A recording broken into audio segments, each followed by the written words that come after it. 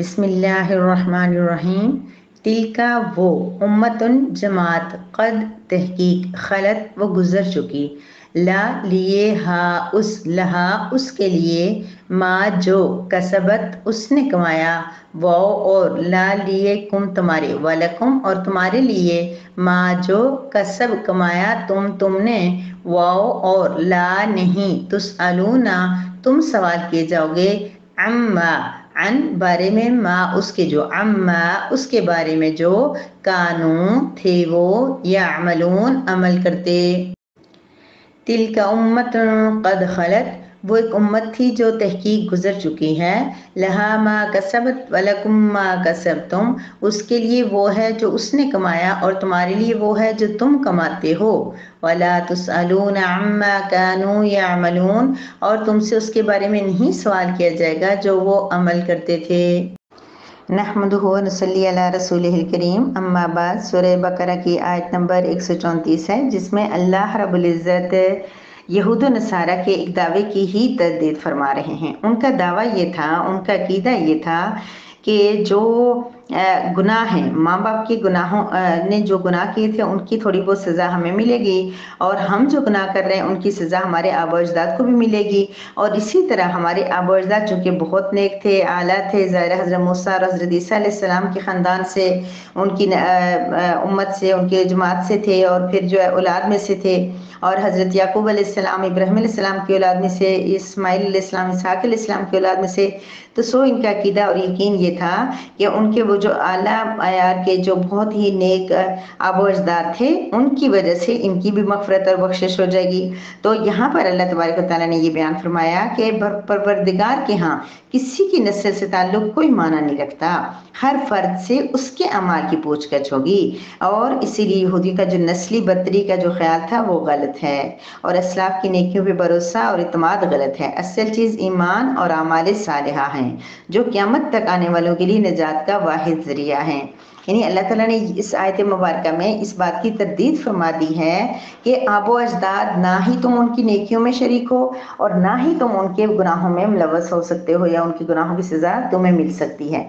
کیوں کہ اللہ پاک فرما رہے کہ وہ جماعت ہے جو گزر چکی، وہ پہلے چلی گئی، دنیا میں آئی، انہوں نے جو اعمال کیے اس کی سزا یا جزا ان کو مل کے رہے گی آخرت میں، اور جو انہوں نے کمائی کی تھی، یعنی جو انہوں نے اچھائیاں کی تھی، نیکیاں کی تھی، وہ سب ان کے کام آئیں گی، اور اسی طرح خدا نخواستہ جنہوں نے برائیاں کی تھی ان کی سزا بھی انہیں ہی ملے گی، تمہیں نہیں ملے گی، اور جو تم کما رہے ہو، جو تم نیکیاں کر رہے ہو، تمہیں ان کی سزا جزا ملے گی، بدلہ ملے گا، اور جو تم برائیاں اور گناہ کر رہے ہو ان کی سزا بھی تمہیں ہی ملے گی، اور تم سے نہیں پوچھا جائے گا کہ تمہارے آباء و اجداد کیا گناہ کرتے تھے، کون سی غلطیاں کی ہیں، تم سے صرف تمہارے بارے میں پوچھا جائے گا۔ اب صرف یہ نہیں ہے، صرف یہ نہیں ہے کہ ان کے اعمال جو ہے وہ کام نہیں، مطلب ان کے اعمال کی سزائے جزا ان کی اولاد کو نہیں ملے گی، اسی طرح اولاد کے اعمال کی سزائے جزا ان کے آباء و اجداد کو نہیں ملے گی، لیکن اس کا مطلب ہرگز یہ نہیں ہے، یہ صرف ان لوگوں کے لیے جو اپنے آباء کے عقیدے پہ، صحیح عقیدے پہ نہیں چلے۔ مثلا اگر یہود و نصارہ حضرت موسیٰ علیہ السلام، حضرت عیسیٰ علیہ السلام، اسحاق علیہ السلام اور اسماعیل علیہ السلام جو کہ ان کے آباء و اجداد تھے، ان کے عقیدے پہ قائم رہتے، ان کے طریقے پہ قائم رہتے، تو ظاہر سی بات ہے کہ ان کی نسل سے ہونے کی وجہ سے یہ اپنا اعمال اختیار کر لیتے، نبی کریم صلی اللہ علیہ وسلم کو مانتے، قرآن کو مانتے، تو پھر ان کی دنیا اور آخرت سنور جاتی۔ تو یہ نہیں کہ کچھ اولادیں جو اگر اپنے آباء و اجداد کے اس پہ نقش قدم پہ چلیں تو ان کے آباء و اجداد نے اچھے کام کیے ہوں تو یہ بھی اچھے کام کریں گے، تو یہ ایک گناہ ان کو فائدہ ہوگا کہ ان کے آباء و اجداد اچھے تھے، انہوں نے بھی اچھے کام کیے، لیکن یہ نہیں ہوگا کہ آباء و اجداد نے اچھے کام کیے، اب یہ کچھ نہیں کر رہے اور یہ کہہ دیں کہ نہیں ہم نے تو کچھ نہیں کیا، لیکن ہمارے آباء چونکہ بہت اچھے تھے اس لیے اس کا بدلہ ہمیں بھی ملے گا۔ اس بات کی سختی سے تردید فرما دی کہ ہر انسان کو اپنے لیے اپنی آخرت خود بنانی ہے، اپنی قبر کے لیے خود تیاری کرنی ہے، کوئی کسی کے وہاں پہ کام نہیں آئے گا۔ دیکھیں کہ اللہ تعالیٰ کتنا زیادہ اس بات کی تاکید بیان کی گئی ہے کہ وہاں ایسا منظر ہوگا کہ ماں اپنے بچے کو، جگر کے ٹکڑے کو، جس کو دنیا میں ہم لوگ کہتے ہیں کہ کچھ بھی نہ ہو، اس کی ساری بیماریاں، اس کے درد تکلیفیں ہمیں مل جائیں، تو اس وقت وہ ماں اپنی اس اولاد کو بھول جائے گی، اولاد اپنے والدین کو بھول جائے گی، اگرچہ دنیا میں وہ اپنے والدین سے بے حد محبت کرتے ہوں، کوئی کسی کو یاد نہیں رکھے گا، وہاں ہر شخص کہے گا نفسی نفسی نفسی، میرا نفس، میری جان، میری جان، میری جان۔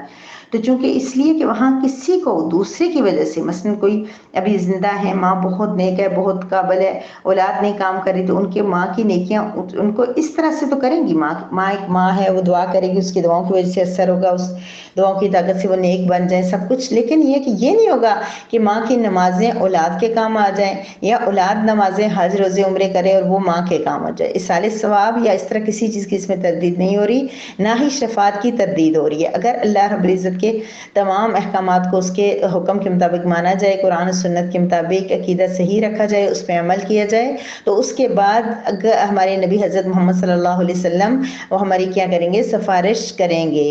اسی طرح موسیٰ اور عیسیٰ علیہ السلام بھی اپنی امت میں سے جو نیک، موسیٰ اور عیسیٰ علیہ السلام کی امت میں سے جو لوگ اپنے عقیدے سے ہٹ چکے ہیں، ان کی شفاعت نہیں ہوگی، سفارش نہیں ہوگی. باقی سب اللہ تعالیٰ جس کو چاہیں گے. اللہ تعالیٰ نے آیت الکرسی میں بھی اور بار بار قرآن کریم میں یہی بتایا کہ اللہ جس کو چاہیں گے اس کو سفارش کی اجازت دیں گے. اس کا مطلب اجازت ملے گی، جس کو اللہ دیں گے وہ پھر سفارش کر سکے گا. لیکن اس کے لیے ضروری ہے عقیدے کا درست ہونا. عقیدے میں اگر ذرا سی بھی گڑبڑ ہوئی تو پھر کوئی بھی سفارش بھی نہیں کر سکے گا. چونکہ ان کے ابا نے ان کو بتا دیا تھا، مرتے وقت بھی ان کو وصیت کر دی تھی کہ تم نے ہمارے ہی عقیدے پہ رہنا ہے، تم نے اللہ رب العزت کو ایک ماننا ہے، آنے والے رسول کو ماننا ہے، اس کی کتاب کو ماننا ہے. ہر وقت کے دور کے حساب سے وہاں اس وقت انبیاء آتے رہتے تھے، تو جو نبی آ جائے تو وہ پہلی شریعت کو منسوخ کر دیتا تھا یا اسی شریعت کو لے کے آتا تھا. جو نبی کہتا تھا اس کے مطابق زندگی گزارنی پڑتی تھی. لیکن اب یہ ہے کہ چونکہ حضرت محمد صلی اللہ علیہ وسلم آخری نبی ہیں اور آپ نے تمام پچھلی شریعتوں کو منسوخ کر دیا تھا. اب اس کے بعد ان کو بار بار یہ کہا جا رہا ہے کہ ان کا کام یہ تھا کہ حضرت محمد صلی اللہ علیہ وسلم پر ایمان لے آتے، قرآن کو مانتے، تو پھر ان کا اتنا مسئلہ نہیں تھا. لیکن چونکہ انہوں نے عقیدہ ہی خراب کر دیا تو کفر میں مبتلا ہو گئے، اور اس طرح انہوں نے حضرت عیسیٰ علیہ السلام، موسیٰ علیہ السلام اور انبیاء کرام کے عقیدے سے بھی مخالفت کر لی. تو یہ اس وجہ سے آیت قرآنی اس فیصلے کے مطابق جو ان کو کوئی فائدہ نہیں پہنچا سکیں گے. ان کے ابو اجداد کے مناسب اور ان کے ابو اجداد کی نیکیاں اور وہ ان کے کسی طرح کے کام نہیں آئیں گی. بہرحال اس آیت میں واضح اشارہ میں یہ دیا گیا کہ ہمیں خود اپنے لیے تیاری کرنی ہے. ابھی بعض اوقات ہم لوگ ابھی بھی بے فکر اور لاپرواہ ہو جاتے ہیں. ہم سوچتے ہیں کہ چلے ہماری اولاد ہے وہ پڑھ رہی ہے، ہمارے کام آئے گی. میری پیاری بہنوں، یقین مانو انسان بھول جاتا ہے یہ اللہ کا نظام ہے، یہ اللہ نے نظام بنایا ہے. اللہ تعالیٰ کی ذات اتنی مہربان ہے، اس نے یہ نظام بنایا. اگر ہم اپنے مرنے والوں کو نہ بھولے ہوں تو ہم زندگی کیسے گزار سکتے ہیں؟ ہم کیسے جئیں؟ ہم کیسے کھانا کھائیں؟ کیسے اپنے بچوں کی خوشیاں دیکھیں؟ تو اللہ رب العزت نے ایک پیارا سا نظام بنایا کہ اللہ تعالیٰ ہمیں صبر دے دیتے ہیں. کچھ وقت کے بعد ایسا صبر آ جاتا ہے کہ بندہ جو دکھ ہوتا ہے، دکھ ہمیشہ ہوتا ہے. مجھ سے زیادہ شادی کسی نے اموات دیکھی ہوں، لیکن ایک وقت ایسا آتا ہے کہ بندہ اپنی دنیا کے کام کاج میں ایسا مصروف ہوتا ہے، چاہے بھی کہ میں اپنے ابو اجداد کے لیے، اپنی والدہ کے لیے، اپنے والد کے لیے بہت سارا قرآن کریم پڑھوں، لیکن وہ نہیں پڑھ پاتا. وہ چاہے کہ میں جا کے عمرہ کروں، حج کروں، وہ نہیں کر پاتا. وہ کہے کہ میں بہت ذکر کروں، روزانہ ان کے لیے دعا کروں، نہیں. نماز پڑھیں گے، دعا کا ٹائم ہی نہیں ملے گا. بمشکل ہم عربی میں کچھ دعائیں پڑھ کے اٹھ جائیں کہ کب ہم روزانہ اپنے والدین کے لیے دعا کرتے ہیں، کب ہم اپنے دادا دادی اور نانا نانی کے لیے دعا کرتے ہیں. جب وہ زندہ تھے ہم سے کتنا پیار کرتے تھے، ہم ان سے کتنا کرتے تھے. لیکن آج ہم انہیں اگر بھول چکے ہیں تو ہم کیوں یہ سوچ رہے ہیں کہ ہماری اولادیں ہمیں یاد رکھیں گی؟ ہمارے والدین تو بہت عظیم تھے، بہت بہت عظیم تھے. ان کو اگر ہم اس طرح نہیں بہت زیادہ یاد رکھ پا رہے، کچھ عرصے کے بعد اگر ہم اپنی والدہ، جو اس سے بڑھ کے کیا دنیا میں انسان کو اچھا لگ سکتا ہے، اس کے لیے بھی اگر بندے کو وقت نہ ملے کہ بہت سارا پڑھے، بہت ساری دعا کرے. یعنی کہ جب ہم دعا کرتے ہیں تو بہت سارے فوت ہوئے جب یاد آتے ہیں تو سب کا ہم بمشکل ایک بار نام لیتے ہیں کہ اللہ ان کی درجات بلند کر دینا. بس اتنا نہیں ہوتا کہ ہم ایک کا نام لیں اور اس کے لیے بہت سارے مانگ لیں، بہت سارے رو کے کہیں اللہ اس کو بخش دینا اس کو.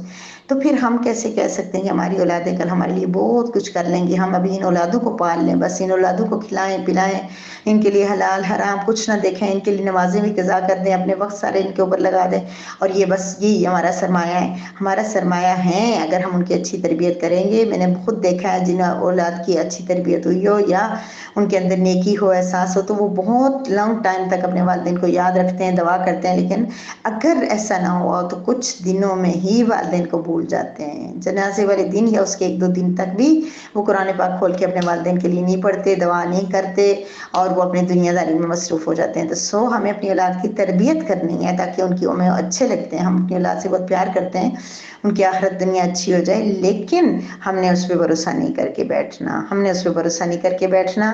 میں بنی اسرائیل کا ذکر کرتے ہوئے اکثر یہ کہتی ہوں کہ بنی اسرائیل گزر چکے, انہوں نے جو کیا وہ اب ان تک مل جائے, لیکن ہم نہیں دیکھنا کہ ہم نے کیا کرنا ہے. تو یہ آیت بھی ہمیں یہی کہہ رہی ہے کہ جو تم نے کرنا ہے نا اسی کا بدلہ تمہیں ملے گا, کسی اور کے کیے کا نہ تمہیں بدلہ ملے گا نہ تمہیں سزا ملے گی. وآخر الدعوانا الحمد للہ رب العالمین.